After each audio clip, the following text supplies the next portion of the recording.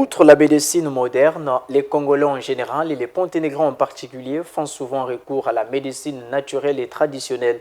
Les témoignages de guérison à base des plantes médicinales seraient nombreux dans la ville de Pointe-Noire, à en croire les tradis praticiens.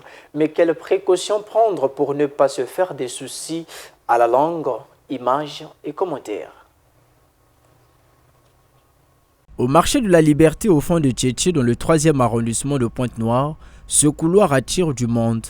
À peine arrivé qu'une odeur des plantes médicinales chatouille nos narines. Pas moins de 50 Congolais s'y côtoient pour vendre à la fois feuilles mortes, troncs, racines et autres produits relevant de la médecine traditionnelle. Des tisanes dans des bouteilles, ces recettes sont raflées à vitesse éclair par les populations. Vétéran de la médecine traditionnelle, le praticien chercheur Abel Kani Sidi vante ses vertus. Les avantages de la médecine traditionnelle sont multiples, en ce sens que toutes les maladies traitées dans la médecine moderne sont les mêmes qui sont exactement et parfaitement traitées, deux fois mieux par rapport aux patients qui se présentent à nous.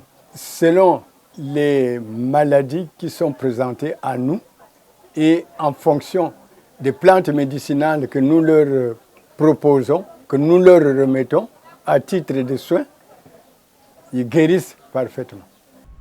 Des remèdes naturels mais sans preuve scientifique, la médecine traditionnelle est vue comme un système complémentaire de santé à la médecine moderne. Moins coûteuse et plus adaptée aux spécificités locales, elle a l'avantage, à en croire les praticiens, d'être plus facile d'accès. Mais l'absence de réglementation ou la mauvaise utilisation des pratiques et des médicaments peut avoir des incidences nuisibles, voire dangereuses sur la santé des individus.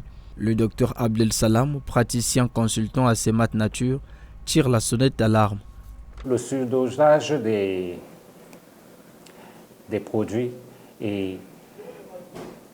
peut amener le patient à pratiquement, prenons le cas où nous avons le foie, je prends un cas très simple, nous avons le foie qui est très délicat et puis nous avons aussi le rein qui est délicat. On va essayer de voir si on a un patient qui a souffert de cette pathologie-là. Si vous ne maîtrisez pas cela, au vu des résultats que vous avez, vous allez l'abîmer le foie, vous allez abîmer ses reins et vous allez l'amener à une mort certaine.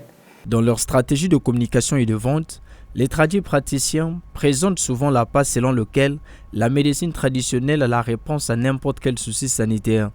Le docteur Abdel Salam s'inscrit en faux contre cette assertion. Ce n'est pas toutes les maladies que la médecine traditionnelle peut traiter. Je prends un cas très simple. Vous pouvez arriver, prenons le cas dans la stérilité, et qu'il y a des varicocèles, il faudrait qu'on les enlève. On vous dira qu'il faudrait que vous fassiez opérer.